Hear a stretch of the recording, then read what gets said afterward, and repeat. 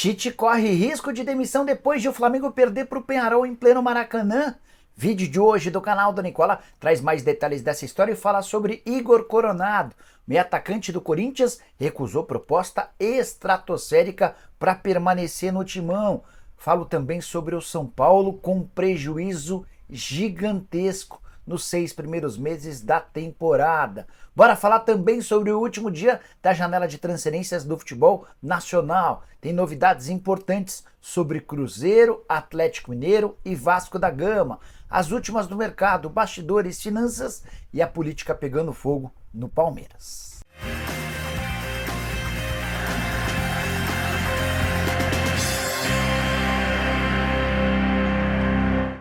Fala aí pessoal, sou Jorge Nicola, bem-vindos a mais um vídeo do canal, sempre bom ter vocês por aqui, sem perder tempo só pedir para deixar like, se inscrever no canal e ativar todas as notificações. Quero contar também que todo esse conteúdo é um oferecimento de 1xBet, a mais antiga parceira do canal do Nicola. Sexta-feira sem jogos do Brasileiro da Série A, da Série B e da Série C, mas na 1xBet você encontra boas opções, separando e mostrando na tela alternativas.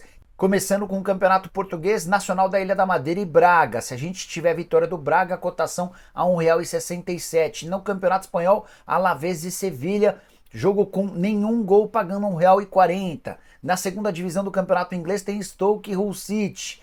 Partida com pelo menos 3 gols pagando R$ 1,90. No Campeonato Francês, se o Nice não vencer nos 2 tempos, você pega uma cotação de R$ 1,25 para completar campeonato italiano. Verona e Torino. Total de gols em cada período abaixo de 1,5 não, pagando R$ 1,87. Para você fazer sua fezinha na 1xBet é super simples, link no comentário fixo. Clica, faz seu cadastro, só não esquece de utilizar o promo code Nicola para ter direito a 100% de bônus no valor do seu depósito. Combinado? Agora sim, bora começar o vídeo com aquele tradicional giro de notícias e a primeira informação é sobre o Santos, que venceu o Botafogo em Ribeirão Preto nessa quinta-feira por 1-0, o gol da partida marcado por Juliano. Resultado que deixou o Santos a 1 ponto do líder Novo Horizontino, 50-49, e mais distante do quinto colocado, o Mirassol aparece com 43 pontos. Já Carlo Ancelotti, técnico do Real Madrid, prometeu mais oportunidades ao Endrick. Ele encheu de elogios do atacante brasileiro, abre aspas para o Ancelotti, o Endrick será titular em um dos próximos jogos. É o seu futuro, vai ser titular do Real Madrid em muitas partidas. É um garoto humilde, que fala muito pouco e trabalha bastante, fecha aspas. Preciso falar agora sobre a política no Palmeiras, que já está pegando fogo. Você sabe que a partir de outubro começa a eleição para presidente alviverde. E Leila Pereira anunciou a sua chapa com 4 vice-presidentes. São 2 vice-presidentes novos. Uma das pessoas, inclusive uma mulher, seria a primeira vice-presidente da história alviverde. Mas a treta vem agora. A chapa, o grupo União Verde Branco, a UVB, é uma velha apoiadora da Leila Pereira e ficou sem nenhum representante entre os 4 novos vices caso Leila Pereira seja eleita. O Tarso Gouveia, que faz parte da atual gestão, ficou de fora da próxima relação. E isso causou um estremecimento. O pessoal da UVB, muito próximo a José Roberto Lamáquia, marido da Leila Pereira, o pessoal está bastante incomodado com essa situação e discute quais serão os próximos passos. Eles vão se juntar à oposição, vão votar na Leila Pereira, apesar desse, entre aspas, golpe da atual presidente. Só para completar, o UVB hoje conta com mais ou menos 40 conselheiros e a eleição para presidente do Palmeiras começa dentro do Conselho Deliberativo, quando há um filtro e somente os candidatos aprovados pelo Conselho Deliberativo vão para a votação entre os sócios. Para arrematar em relação ao Verdão, queria contar que o clube conseguiu efeito suspensivo para Zé Rafael, que havia sido suspenso por conta da briga num clássico contra o São Paulo. O atleta, por conta desse efeito suspensivo, está liberado para enfrentar o São Paulo, ou melhor, para enfrentar o Vasco nesse domingo. Bora falar agora sobre o Cruz Maltino com novidade importante a respeito de Verratti. Centroavante argentino de 35 anos de idade, cujo contrato se encerra em dezembro do ano que vem. Pedrinho, presidente do Vasco, já procurou representantes do atleta para iniciar, a partir de agora, uma discussão para a prorrogação do contrato. Talvez nem precisasse, porque o atual vínculo prevê a extensão por mais um ano, desde que o Verratti complete 60% das partidas. Então, no ano que vem, se o Verratti jogasse 60% dos jogos, o vínculo dele para 2026 estaria garantido. A ideia do presidente Pedrinho é, independentemente do desempenho do Verratti, já estender esse contrato até o fim da temporada de 2026, para garantir um pouco mais de tranquilidade, conforto e também um maior salário ao centroavante, que ganha na casa dos 400 mil reais por mês. É de se imaginar que essa negociação seja das mais simples. O Verratti já admitiu a intenção de encerrar a carreira no Vasco, se disse absolutamente ambientado e super feliz com o carinho do torcedor. Jogador de 35 anos de idade que recentemente teve 2 propostas de clubes da Série A. Ele disse não a todas. Só para completar, registrar a frase do Verratti, abre aspas, estou muito feliz aqui e gostaria de me aposentar no Vasco, mas não depende só de mim, obviamente. Fecha aspas. Hora de falar sobre o Cruzeiro, praticamente classificado para a semifinal da Sul-Americana, vitória importante por 2-0 contra o Libertad no Paraguai. Os gols marcados no primeiro tempo por Caio Jorge e também por Lautaro Dias. Mas queria chamar a atenção para a atuação de Gabriel Veron, que voltou a ser titular depois de mais de 2 meses. O atacante havia se contundido, voltou nos minutos finais da partida contra o São Paulo e diante do Libertad foi titular com boa atuação. Antes de gravar esse vídeo, conversei com o Lupércio II, que é o empresário do Veron, para saber um pouquinho do atual momento do jogador. Atleta que pertence ao Porto, está emprestado até 31 de dezembro e a opção de compra custa 10 milhões de euros. De acordo com o Lupércio, o Veron está muito bem. Dá uma olhada na frase. O Gabriel está bastante focado, como poucas vezes vi na vida dele. Cabeça, o foco, e o Cruzeiro tem uma parcela muito importante nesse processo, até pelo acompanhamento. O Cruzeiro tem profissionais como uma psicóloga e estrutura voltada para o atleta, além de uma relação mais pessoal. Gabriel Veron, que surgiu muito bem no Palmeiras, chegou a ser eleito um dos principais jogadores da categoria Sub-17 depois de fazer um brilhante Mundial Sub-17 com a camisa da Seleção Nacional. Tanto no Palmeiras quanto o Porto, na passagem dele por Portugal, acabou se perdendo por conta do comportamento fora do campo e é diante dessa proximidade, dessas relações muito quentes no Cruzeiro que a coisa tende a melhorar. Atleta que já disputou 23 jogos com 4 gols e 1 assistência. Hora de falar sobre o Atlético Mineiro. Você sabia que o Galo é o terceiro clube com mais estrangeiros do futebol brasileiro?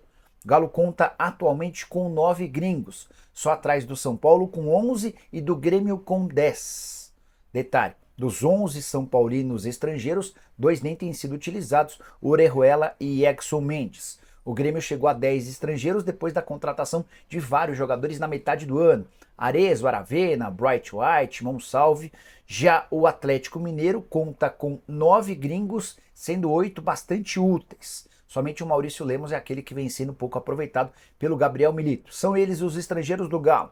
Vargas, chileno, Palacios, colombiano, Alan Franco, equatoriano, Batalha Zarate, Fausto Vera e Saravia, argentinos, Júnior Alonso, paraguaio e Maurício Lemos, uruguaio. Só para completar essa lista, falei dos 11 estrangeiros do São Paulo, dos 10 do Grêmio, dos 9 do Atlético. Fortaleza também conta com 9 estrangeiros, seguido de perto por Botafogo, Flamengo e Internacional com 8 jogadores cada. Hora de falar sobre o último dia da janela de inscrições do futebol nacional. Você sabe, né? Que nesse dia 20, às 19 horas, se encerra o prazo para clubes de séries A e B registrarem jogadores. Quem não contratar até hoje vai precisar esperar até 2025. Com detalhe importante, só podem ser contratados e registrados atletas que estejam desempregados antes do dia 2, quando a janela se fechou para atletas comuns. Só os desempregados podem ser registrados desde o dia 2 de setembro. Desse período, foram poucas as contratações. O Corinthians, por exemplo, fechou com Memphis Depay e Carrilho. O Guarani, mais recentemente, contratou o Marcelinho, que veio do Ferroviário, da terceira divisão. Não imagino uma sexta-feira de muitas aquisições. Quem contratou já contratou e está sendo bem difícil também fechar com atletas desempregados. Só para arrematar, essa segunda janela de transferências do futebol brasileiro movimentou apenas na Série A mais de 1 bilhão de reais. Na Série B foram 142 jogadores contratados. Bora falar agora sobre o São Paulo com um número assustador. Tricolor fechou os 6 primeiros meses do ano com um déficit de 185 milhões de reais. Havia contado para vocês, durante a tarde dessa quinta-feira, que o São Paulo evitava dar números, mas aí uma fonte importante do Tricolor me procurou para passar toda a movimentação, o balanço financeiro do São Paulo. Nos 6 primeiros meses do ano, o São Paulo gastou 185 milhões a mais do que aquilo que arrecadou. Importante contar que a previsão era de um prejuízo de 25 milhões de reais. O prejuízo veio bem maior com esses 185 milhões. Mais da metade do rombo vem do departamento de futebol. Foram 88 milhões de reais de prejuízo com o departamento de futebol. São Paulo se defende lembrando que não vendeu atletas, mas para fechar esse buraco de 185 milhões, São Paulo precisaria da venda de 2 jogadores como o Beraldo, que se mandou para o PSG na temporada passada. Só para complementar, contar que o orçamento do departamento de futebol previa 55 milhões de reais no positivo, e ele acabou fechando com 33 milhões de reais no negativo, por isso esse rombo de 88 milhões que eu citei agora há pouco. Quero contar ainda que o estádio foi um dos poucos ativos que se salvaram nos 6 primeiros meses do ano para o Tricolor. O Morumbi gerou uma receita de 16 milhões e 700 mil, não foi nenhuma receita, foi um lucro de 16 milhões e 700 mil. A arrecadação com jogos ficou em 58 milhões e meio de reais, embora a previsão fosse de 64 milhões e 600 mil. A arrecadação com publicidade, 34 milhões e meio de reais. Só para complementar, sempre é importante lembrar que o segundo semestre costuma ser mais positivo do que o primeiro para quaisquer clubes de futebol no Brasil. É quando se arrecada com premiações de competições, tem as receitas do Campeonato Brasileiro, mas de qualquer forma esses 185 milhões chamam bastante atenção, ainda que o Tricolor não tenha vendido jogadores, até porque o Rodrigo Nestor e o Pablo Maia se machucaram e o William Gomes teve propostas pequenas, dá para cravar que o São Paulo vai ter mais um ano no vermelho.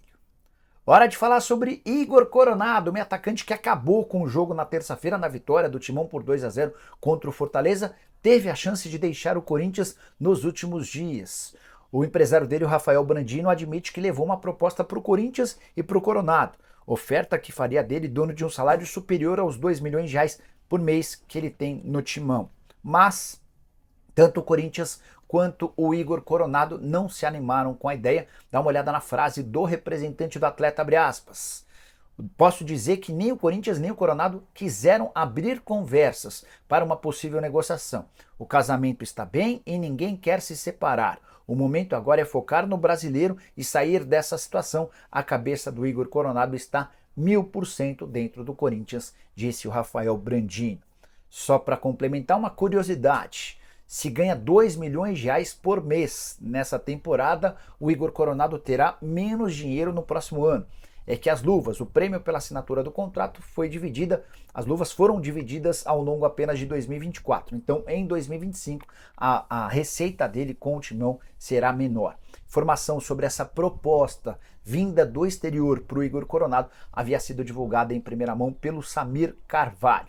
E a saideira a respeito do Corinthians, Timão acerta os últimos detalhes para o confronto contra o Atlético Goianiense, jogo extremamente importante nesse sábado a partir das 4 da tarde. O Corinthians precisa vencer para tentar deixar o mais rápido possível a zona do rebaixamento. Bora fechar o vídeo para falar sobre o Flamengo, mais especificamente sobre Tite. Abri uma live aqui no canal depois da derrota por 1-0 do Fla para o Peñarol. E a grande pergunta de torcedores rubro-negros era: o Tite pode ser demitido? O resultado foi um fiasco. Jogo de quartas de final de Libertadores, dentro de casa, com a decisão marcada para o Uruguai na semana que vem, e o Flamengo perde para uma equipe cuja folha salarial gira na casa dos 5 milhões de reais por mês. Detalhe, folha do Flamengo é na casa dos 35 milhões de reais, ou seja, um mês do Flamengo paga 7 meses da folha do time uruguaio, que tem poucos jogadores de destaque. Por exemplo, o goleiro do Peñarol era reserva no América Mineiro. O Léo, que passou pelo Fluminense sem nenhuma notoriedade, é o grande craque desse time do Peñarol. O técnico é velho conhecido de torcedores brasileiros, Diego Aguirre. Ainda assim, com muita aplicação, o Peñarol venceu por 1-0 no Maracanã, calando mais de 60 mil torcedores e causando vaias e xingamentos para o Tite. Depois da partida, o Tite chegou a dizer o seguinte, abre aspas, tenho que respeitar o sentimento do torcedor. Claro que sinto isso, sou humano, mas só vamos reverter de uma forma. Temos que saber como conquistar o torcedor e para isso a gente precisa buscar um resultado fora de casa. Ou ganha título, se não for, tchau. O próprio Tite já está percebendo que vai precisar conquistar uma taça para não ser demitido. Posso assegurar para vocês que é zero a chance de o Tite ser dispensado antes do jogo da volta marcado para a próxima quinta-feira. Sei que a pressão é grande, sei que tem muito torcedor rubro-negro que não quer mais ver o Tite nem pintado de ouro, vários deles inclusive pedindo a contratação de Luiz Castro, ex-comandante do Botafogo, que foi demitido pelo Al Nassr no início dessa semana, mas nem Marcos Braz, nem Bruno Spindel, muito menos o presidente Rodolfo Landim cogitam a demissão do Tite nesse momento. Se for eliminado para o Peñarol na próxima semana com uma nova derrota, a coisa pode acabar mudando. Vale a lembrança de que estamos em meses de eleição. No dia 9 de dezembro a gente vai conhecer o novo presidente do Fla e o rubro-negro não pode deixar margem para que a oposição vença. E se os resultados em campo não ajudarem, certamente o Braz, o Landim, o Spindel e companhia vão precisar mexer. Por agora, chance zero. Se for eliminado por Peñarol, prometo ficar de olho nessa história para contar mais novidades para vocês. Vocês, na condição de dirigentes do Flamengo, o que fariam? Demitiriam o Tite? Contratariam quem? Já usem o espaço para comentário e avaliem. Só não esqueçam de deixar like, de se inscrever no canal. A gente se encontra mais tarde. Tchau!